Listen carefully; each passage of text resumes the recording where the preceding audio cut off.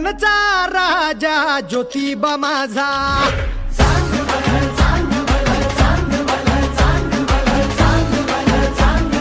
ज्योतिबाच्या नावानं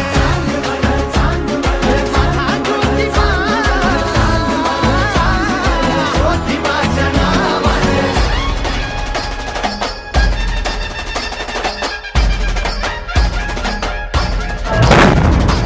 ये डोंगरात नांदतो अन संकटात तारतो.